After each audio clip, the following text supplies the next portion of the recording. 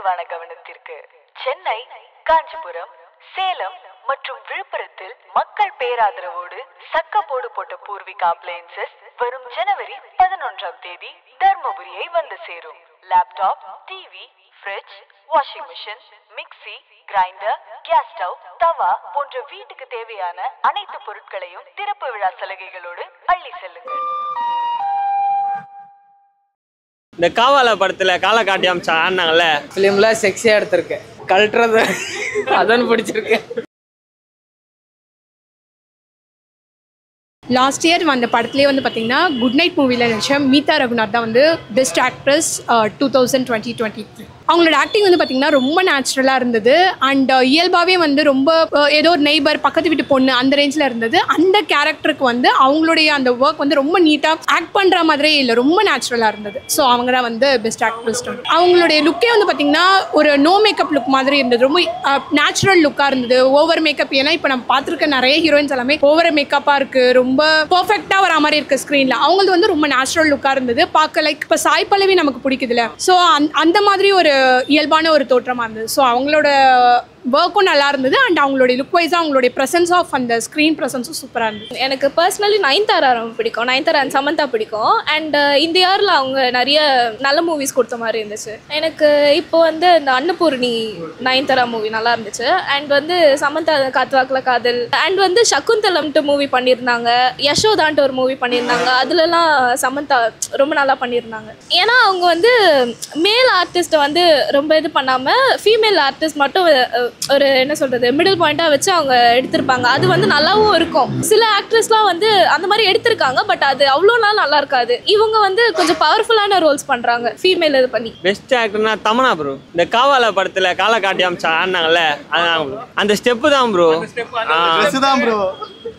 அந்த ஸ்டெப்பு தான் ப்ரோ பிடிச்சிருந்தது. ரேஷ்மிகா மந்தானா அவர் வந்து இந்த படத்து பேர் என்ன, அனிமேல், அந்த ஃபிலிமில் செக்ஸியாக எடுத்திருக்கேன். ஒரு ரொமான்டிக் ஒரு கிஸ் எல்லாம் இல்லை, நான் ஒரு ட்ரெஸ்ஸு கழட்டுறது அதான் பிடிச்சிருக்கேன். நான் பார்க்கலாம் நல்லா இருக்குது, ஆனால் பார்க்கலான்னு தோணுது, அவ்வளோதான். அதான் ஹீரோயின் ஓரியன்டாக பண்ணுறவங்கன்னு பார்த்தா எனக்கு டாடா மூவியில் வந்து அபர்ணா தாஸ் அவங்க நல்லா பண்ணியிருந்தாங்க. ஸோ அவங்க பர்ஃபார்மன்ஸ் வைஸ் நல்லா இருந்தது. ஸோ அதுதான், அது எப்படின்னா அவங்களுக்கும் ஈக்குவல் இம்பார்ட்டன்ஸாக ஒரு நல்லா இருந்தது. எப்படி சொல்கிறது, இப்போ நிறைய படத்தில் வெறும் மேல் ஜெண்டருக்கு மட்டும் இம்பார்ட்டன்ஸ் வரும், ஆனால் அந்த படத்தில் ஈக்குவலாக இம்பார்ட்டன்ஸ் இருந்தது. அவங்களால கதை வந்து நகர்ந்தது. அதனால் எனக்கு அவங்க பர்ஃபார்மன்ஸும் அவங்க சூஸ் பண்ணது, அந்த படத்தை சூஸ் பண்ணது ரொம்ப நல்லா இருக்கு. அவங்க பர்ஃபார்மன்ஸ் அந்த கதைக்கு அவங்க ரொம்ப தேவைப்பட்டாங்க. அந்த ஹீரோயின் ஓரியன்ட் இது வந்து ரொம்ப ஈக்குவலாக இருந்தது. அதில் அவங்க ரெண்டு பேருமே இதுவாக இருந்தது. ஸோ அதனால் அந்த இது பிடிச்சிருந்தது. ஆக்ட்ரஸ்னா வந்து எனக்கு பிடிச்சது சமந்தா. பிகாஸ் 2023 யசோதா மூவி பார்த்தேன், அப்புறம் குஷி பார்த்தேன். ஸோ சின்ன வயசுலேருந்தே நான் சமந்தாவை பார்த்து எனக்கு ரொம்ப பிடிச்சிருந்துச்சு அவங்களோட ஆக்டிங் எல்லாம். ஸோ சமந்தா அவங்க ஆக்ஷன் நல்லா இருந்துச்சு யசோதாவில். அப்புறம் குஷியில் அவங்க ஒரு காமனராக நடிச்சிருந்தாங்க. ஸோ அது எனக்கு ரொம்ப பிடிச்சிருந்துச்சு. விஜய் தேவர்கொண்டாவும் சமந்தாவும் சண்டை போட்டுருவாங்கல்ல, ஸோ அவங்க வந்து சொல்லுவாங்க, தேவர்கொண்டா கிட்ட சமந்தா சொல்லுவாங்க, இது நமக்குள்ளே நடந்த சண்டையும் எனக்கு லவ் தான் அப்படின்னு அவங்க சொல்லுவாங்க. ஸோ எனக்கு அது வந்து ரொம்ப பிடிச்சிருந்துச்சு. சண்டையை அவங்க பார்க்க மாட்டாங்க, அதுவும் ஒரு கைண்ட் ஆஃப் லவ் அப்படின்னு சொல்லுவாங்க. யசோதால வந்து ஒரு அவங்களோட சிஸ்டரையும் அவங்க விட்டு கொடுக்க மாட்டாங்க, அவங்களோட ஜாபையும் அவங்க விட்டு கொடுக்க மாட்டாங்க. ரெண்டுத்தையும் வச்சு எப்படி லைக் கரெக்டாக அவங்க கொண்டு போனாங்க. ஸோ எனக்கு அவங்களோட ஆக்டிங் ரொம்ப பிடிச்சிருந்துச்சு. பிரியங்கா மோகன் டான் படத்தில் வந்து ரொம்ப நல்லா நடிச்சிருந்தாங்க. அவங்க ரோல் பிடிச்சிருந்துச்சு. அவங்களோட எல்லா படங்களுமே பிடிக்கும். முதல்ல சிவகார்த்திகேயன் கூட ஒரு படம் நடிச்சிருந்தாங்க பார்த்தீங்களா, அந்த படத்துல இருந்தே அவங்களோட டாக்டர் படம் அதுலேருந்தே பிடிக்கும். ஆள் கட்டையாக இருந்தாலும் அவங்களோட ஃபேஸ் எக்ஸ்பிரஷன்லாம் நல்லா இருக்கும். அதனால அவங்கள எனக்கு ரொம்ப பிடிக்கும். பார்த்தோன்னா அட்ராக்டிவாக இருக்கும். அந்த டான் படத்தில் இன்ட்ரோ சீன் பார்த்தீங்களா, அதுவே ரொம்ப நல்லா இருக்கும். அதுலேயே இம்ப்ரெஸ் ஆயிடுச்சு. எல்லா பசங்களுக்குமே பிடிக்கும்ல.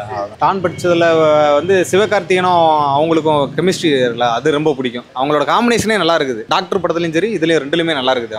அவங்கள தாண்டிலாம் யாரும் மனசில் நிற்கல ப்ரோ. மற்றவங்களாம் வந்துட்டு போயிருந்தாங்க.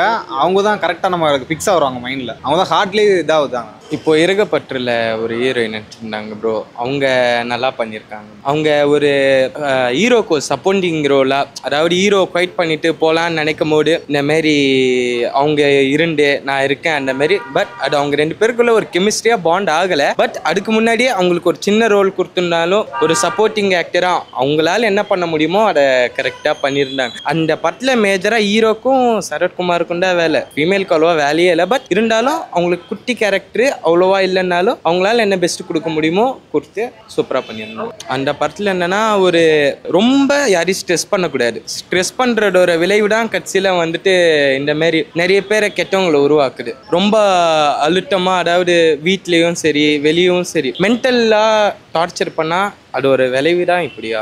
சமந்தா ப்ரோ, சமந்தானா குஷி மூவியாலோ ப்ரோ. குஷி மூவி சூப்பராக இருந்தது. எனக்கு பேசிக்கலி சமந்தானா பிடிக்கும். ஸோ குஷி ப்ரோ. குஷியில் சமந்தா ப்ரோ. சமந்தானாலே எல்லாருக்குமே பிடிக்குமே ப்ரோ. சமந்தாவை மொத்தமாகவே பிடிக்கும் ப்ரோ. சமந்தாவை பிடிக்க ரீசன்னா ஒன்றா ரெண்டா ப்ரோ. சமந்தானாலே பிடிக்கும் ப்ரோ. சமந்தா தாண்டி ஒரு ஆக்ட்ரஸ்னா இப்போ ரீசெண்டாக சித்தா மூவி பார்த்தேன். ஸோ அவங்க வந்து கலர் எதுவும் முக்கியம் இல்லை, நடிக்கிறதுக்கு கலர், நம்மளோட அப்பியரன்ஸ், வெயிட் எதுவும் முக்கியம் இல்லை அப்படின்னு சொல்லி அதில் காமிச்சிருந்தாங்க, போர்ட்ரே பண்ணியிருந்தாங்க. No makeup, nothing. ஸோ அவங்க ஜஸ்ட் ரியலாக இருந்தாங்க. அவங்களுக்கும் நடந்ததை அவங்க சொன்னாங்க. அவங்க என்ன சொல்றது, அவங்களோட லைஃப் லைக் இப்படிதான் நடந்துச்சு அப்படின்னு சொல்லி அவங்க சொல்லியிருந்தாங்க. அது எனக்கு ரொம்ப பிடிச்சி. தமிழா தாண்டி ஆக்ஷன் சொல்லணும்னா சில்க்கு சொல்லலாம். அதில் சில்க்கு அப்பத்துலேருந்தே சில்க்கு தான் அதில். அவங்க பழைய படத்தில் படம் பேர்லாம் தெரியாது, நம்ம பாட்டுலாம் நிறைய பார்த்துருந்ததில்ல. குட் நைட் மூவியில் வந்து அந்த மூவியில் நடிச்ச எல்லா ஆக்டர் அண்ட் ஆக்ட்ரஸ் எல்லாருமே வந்து பார்த்தீங்கன்னா ரொம்ப ஒரு யதார்த்தமான ஒரு நடிப்பை கொடுத்துருந்தாங்க. ஸோ அதனால அவங்களுக்கு அந்த மூவியில் வந்து நாட் ஒன்லி அந்த ஹீரோயின் மட்டும் இல்லை, அதில் நடிச்ச எல்லாருமே ரொம்ப இயல்பாக நடிச்சிருந்தாங்க. நேச்சுரலாக இருந்தது அண்ட் ஈஸியாக அந்த ஸ்டோரி வந்து கனெக்ட் பண்ண முடிஞ்சது. ஸோ அதனால ஈவன் பெஸ்ட் மூவினாலுமே குட் நைட் மூவி சொல்லலாம். சேம் டைம் பெஸ்ட் ஆக்ட்ரஸ் வந்து மீதா ரகுநாத். எனக்கு ஜவானில் கூட நயன்தாரா பர்ஃபார்மன்ஸ் கூட பிடிச்சிருந்தது. ரொம்ப நல்லா இருந்தது. ஏன்னா ஆனால் அது ஜஸ்ட் ஒரு கொஞ்சம் அவங்களுக்கு சும்மா யூஸ் பண்ணிக்கிட்ட மாதிரி தான் இருந்தாலும் தவிர அவங்க பர்ஃபார்மன்ஸ் அதில் நல்லா இருந்தது. அவங்க ஆக்ஷன் சீக்வன்ஸ் எனக்கு ரொம்ப பிடிச்சிருந்தது. ஜவானில் அவங்க பண்ண ஆக்ஷன் சீக்வன்ஸ் ஏன்னா இது வரைக்கும் பார்த்ததுலேயே பெஸ்ட்டாக இருந்தது. நயன்தாராவோட ஆக்ஷன் சீக்வன்ஸ், அந்த ஒரு ஃபைட் சீன் வந்து சூப்பராக இருந்தது. ஹீரோயினாக பார்க்கும்போது இவங்க தான் எனக்கு வராங்க. ஏன்னா மற்ற ஹீரோயின் ஓரியன்டாக இல்லை கரெக்டாக பண்ணாங்களான்னு எனக்கு அவ்வளோ ஸ்ட்ரைக் ஆகலை.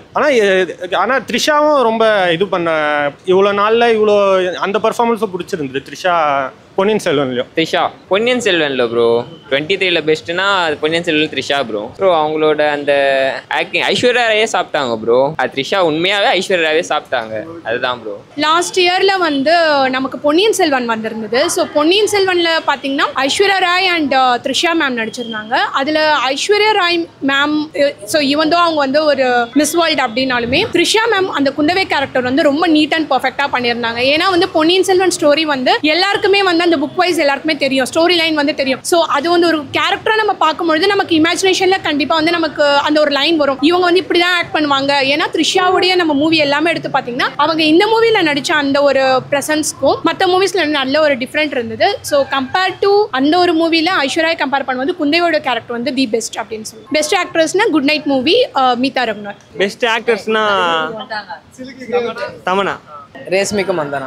அப்கமிங் ஹீரோயின் அபர்ணா தாஸே சொல்லலாம். அவங்க ஏன்னா மற்ற ரெண்டு எல்லாருமே ரொம்ப எக்ஸ்பீரியன்ஸ்ட். ஸோ இவங்க வராங்க, இவங்களே சொல்லலாம். 2023 ஆஃப்கோர்ஸ் சமந்தா தான். எனக்கு பிடிச்ச சமந்தா. பிரியங்கா மோகன் தான். அதில் பிரியங்கா மோகன் தான். ஸ்ருட்டிகாசன் நல்லா நடிச்சிருக்காங்க. ரீலீஸ் பண்ணியிருக்காங்க ப்ரோ. நல்லா.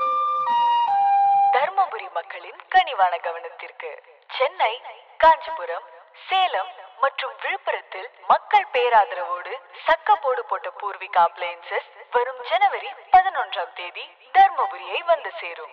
Laptop, TV, fridge, washing machine, mixie, grinder, gas stove, தவா போன்ற வீட்டுக்கு தேவையான அனைத்து பொருட்களையும் திறப்பு விழா சலுகைகளோடு